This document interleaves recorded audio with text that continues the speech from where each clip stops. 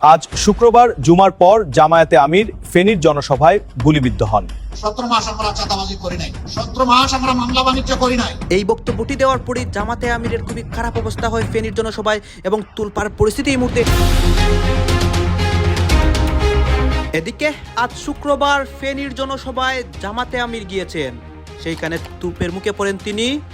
বিভিন্ন রাজনৈতিক দলের নেতাকর্মীরা পরিকল্পনা করে আক্রমণ করে তার উপর।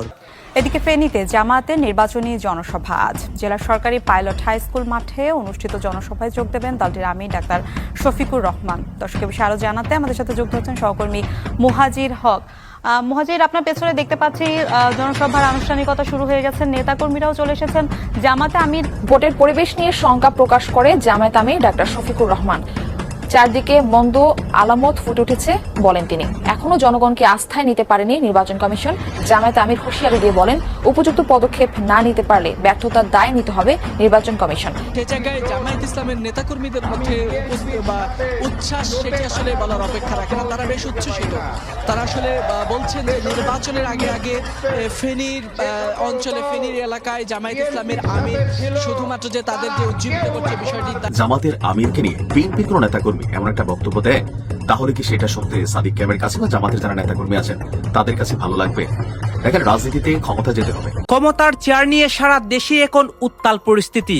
আজ শুক্রবার জুমার পর জামাতে আমির ফেনীতে যান এবং সেইখানে গিয়ে কঠিন পরিস্থিতির মুখে পড়েন। সারা দেশের মধ্যেই গোপনে অনেক পরিকল্পনা চলছিল।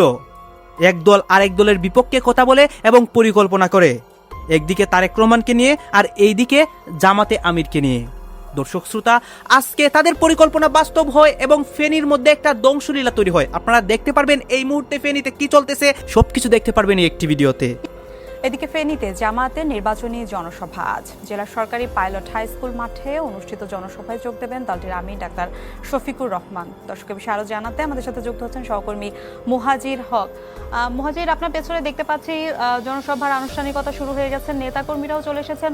জামাতে আমির কি সেখানে? তবে আমি যদি একটু জনসভা, তাদের যে নির্বাচনী সমর্থিত যে 11 দলীয় জোট এবং তাদের যে জনসভার যে অবস্থান আমরা দেখতে পাচ্ছি, ফেনীর সরকারি পাইলট উচ্চ বিদ্যালয়ের যে মাঠ, সেই মাঠে তাদের অবস্থান এবং এই মাঠ এরই মধ্যেই প্রায় ভরে গেছে, কিছু অংশ বাকি রয়েছে এবং আমরা দেখতে পাচ্ছি যে মাঠ পার হয়ে রাস্তা, এই সড়কগুলোতেও জামাতের নেতা কর্মী সমর্থকদের অবস্থান রয়েছে এবং একই সাথে এখানকার যারা মানুষ রয়েছেন, আমরা কিন্তু জানি যে ফেনী মূলত বিএনপির চেয়ারপারসন বেগম জিয়ার এলাকা, বেগম জিয়ার জন্মস্থান। সেই জায়গা থেকে এখানে বিএনপি অধ্যুষিত এলাকা বলা যায় ফেনীকে এবং এখানকার মানুষ বিশেষ করে তারা বেগম জিয়ার ব্যাপারেও যথেষ্ট তারা সম্মান রাখেন। তবে নির্বাচনের মাঠে এই আগামীতে তারা আসলে কাকে বেছে নেবেন সেটাও কিন্তু এখন একটা নতুন প্রশ্ন। তবে এরই মধ্যে এই জোটের যারা রয়েছেন, এই 11 দলীয় যে জোট, সেই জোটের অনেক নেতারা কিন্তু এরই মধ্যে উপস্থিত হয়েছেন এবং তারা এরই মধ্যে তাদের যে বক্তব্য রয়েছে, সেই বক্তব্যে বিএনপির সমালোচনা থেকে শুরু করে তারা বলছেন যে বেগম জিয়ার বিএনপি আর নেই, শহীদ জিয়ার বিএনপি আর নেই এবং আগামীতে তারা জামাতের নানা পরিকল্পনার কথাও তারা বলেন। এর মধ্যে ডাকসু ভিপি সাদিক কায়েমও কিন্তু এই নির্বাচনী জনসভায় আছেন। মিলা আর কিছুক্ষণের মধ্যেই জামাত আমির ডাক্তার শফিকুর রহমান আসবেন। এর পরবর্তীতে তিনি আজকে নোয়াখালী, লক্ষ্মীপুরেও এই নির্বাচনী জনসভায় অংশ নেবেন। আমাদের সাথে যুক্ত হচ্ছেন সহকর্মী শাহিদুজ্জামান সাকিব। সাকিব, সমাবেশের প্রস্তুতি কেমন দেখছেন? জনসমাবেশ নিয়ে জামাতের নেতাকর্মীরা এবং সাধারণ মানুষ কি বলছেন? ইতিমধ্যেই কিন্তু আনুষ্ঠানিকভাবে এই সমাবেশ শুরু হয়েছে এবং আজকের এই সমাবেশের মধ্য দিয়ে কিন্তু জামায়াতের আমির ডাক্তার শফিকুর রহমানের যে নির্বাচনী গণসংযোগ, সেটি চট্টগ্রামে প্রবেশ করলো। চট্টগ্রাম বিভাগে এই ফেনী পাইলট উচ্চ বিদ্যালয় মাঠের মাধ্যমে এই জনসভা ইতিমধ্যেই কিন্তু ফেনী জেলার 6টি উপজেলার হাজারো নেতাকর্মী এই ফেনী পাইলট উচ্চ বিদ্যালয় মাঠে এসে উপস্থিত হয়েছেন এবং আনুষ্ঠানিকভাবে সমাবেশ চলছে। ইতিমধ্যেই আমরা দেখছি এখানে ফেনী জেলার যারা জামায়াতের স্থানীয় নেতৃবৃন্দ আছেন তারা বক্তৃতা করছেন, তথা 11 দলীয় জোটের যারা নেতৃবৃন্দ তারাও কিন্তু ইতিমধ্যে মঞ্চে এসে উপস্থিত হয়েছে। বাইরে এই প্রান্তে কিন্তু আমরা দেখছি ডাকসু ভিপি সাদিক কায়েম সহ চাকসু ভিপি ইব্রাহিম রনি এবং অন্যান্য নেতৃবৃন্দ কিন্তু এখানে উপস্থিত হয়েছেন এবং আজকের এই ফেনীর এই জনসভা থেকে জামায়াতের আমির চট্টগ্রাম বিভাগের আরো বেশ কয়েকটি জেলায় সমাবেশ করবার কথা রয়েছে। এখান থেকে প্রথমে নোয়াখালী থেকে লক্ষ্মীপুর এবং পরবর্তীতে কুমিল্লায় গিয়ে গণসংযোগ এবং এই নির্বাচনী জনসভায় অংশ নেবার কথা রয়েছে জামায়াতের আমির ডাক্তার শফিকুর রহমানের। এই ফেনী জেলায় কিন্তু 3টি সংসদীয় আসন রয়েছে, তার মধ্যে 2টিতে দাঁড়িপাল্লা প্রতীকে জামায়াতের প্রার্থী এবং একটিতে 11 দলীয় জোটের প্রার্থী তথা এবি পার্টির চেয়ারম্যান মুজিবুর রহমান মঞ্জু তিনি প্রার্থিতা করছেন। আজকে এই সমাবেশ থেকে জামায়াতের আমির নিশ্চয়ই অন্যান্য জনসভাগুলো এবং সমাবেশগুলোর মতোই দাঁড়িপাল্লা তথা 11 দলীয় জোটের পক্ষে নির্বাচনী তারা ভোট চাইবেন এবং তাদের কি করণীয়, আগামীতে সরকার গঠন করলে জামায়াত তথা 11 দলীয় জোট আসলে এই অঞ্চলের মানুষের জন্য কি করবে সেসব প্রতিশ্রুতি নিশ্চয়ই দিবেন জামায়াতের আমির ডাক্তার শফিকুর রহমান। বর্তমান কেন্দ্রীয় নেতৃবৃন্দ যারা রয়েছেন এবং স্থানীয় যারা 11 দলীয় ঐক্য জোটের নেতৃবৃন্দ রয়েছেন তারা বক্তৃতা করছেন।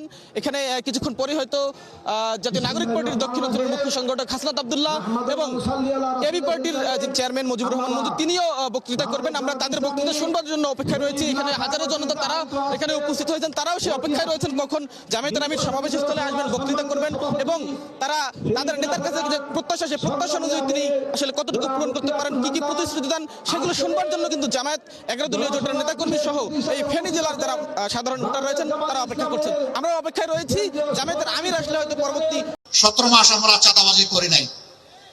আমি কি ঠিক বললাম না বেঠিক বললাম? 17 মাস আমরা মামলা বাণিজ্য করি নাই। 17 মাস আমরা দখল বাণিজ্য করি নাই। 17 মাস আমরা কোনো মায়ের ইজ্জতে হাত দেই নাই। 17 মাস আমরা কোনো মানুষের ঘুম হারাম করি নাই। 17 মাস আমরা সমাজে সন্ত্রাস কায়েম করি নাই। আমরা বলেছিলাম এগুলো আমাদের খাসলতের সাথে চরিত্রের সাথে যায় না, আমরা এগুলা করি না। আগামীতে আল্লাহ যদি আমাদেরকে এই দেশের দায়িত্ব দেন এগুলো আমরা করতে দেব না। ব্যবসায়ীরা ব্যবসা করবেন নিরাপদে, কোনো টেলিফোন এসে তাকে হুমকি ধমকি দিতে পারবে না। এখন ডিজিটাল যুগ, ইনশাআল্লাহ আমরা সেই অ্যাপস ডেভেলপ করে আপনাদের হাতে তুলে দেব। চাঁদাবাজ আপনার কাছে আসা মাত্রই তার সমস্ত ডকুমেন্ট এবং ইনফরমেশন যথাস্থানে চলে যাবে, আপনার কিছুই করা লাগবে না। স্বয়ংক্রিয়ভাবে অ্যাপস চালু হয়ে যাবে।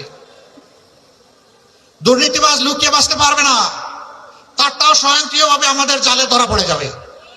তবে হ্যাঁ, চাঁদাবাজ দুর্নীতিবাজ যারা তাদের জন্য সুসংবাদ আছে।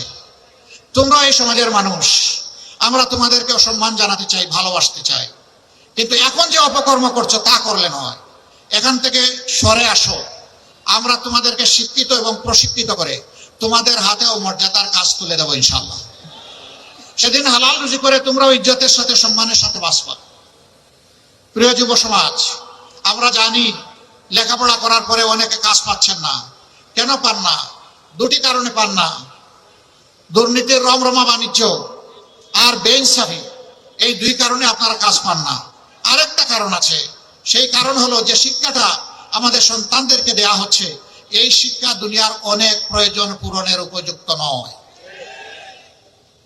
ইনশাআল্লাহ আমাদের কাজ হবে শিক্ষায় নজর দেওয়া, দক্ষ মানুষ তৈরি করা, চরিত্রবান দেশপ্রেমিক নাগরিক তৈরি করা, যারা দেশকে নিজের অন্তরে ধারণ করবে, বলবে এদেশ আমার দেশ, 18 কোটি মানুষের কাছে আমি ঋণী, আমার শিক্ষার বিকাশে সকলের অবদান আছে, অতএব আমাকে ঋণ পরিশোধ করতে হবে জাতির। এই অনুভূতি নিয়ে তারা জাতিকে সেবা দিবে ইনশাআল্লাহ। আমরা পরিষ্কার বলে দিচ্ছি, যুবক ভাই ও বোনেরা, তোমাদের হাতে আমরা কোনো বেকার ভাতা তুলে দেব না। বাংলাদেশের রাজনীতির একমাত্র খাম্বা, বাংলাদেশের রাজনীতির একমাত্র পিলার, বাংলাদেশের রাজনীতির একমাত্র বদমাস, বাংলাদেশের রাজনীতির একমাত্র ভীতু কাপুরুষ, বাংলাদেশের রাজনীতির একমাত্র কন্টেন্ট ক্রিয়েটর, বাংলাদেশের রাজনীতির একমাত্র দুর্নীতির ভরপুত্র খাম্বা জিয়া।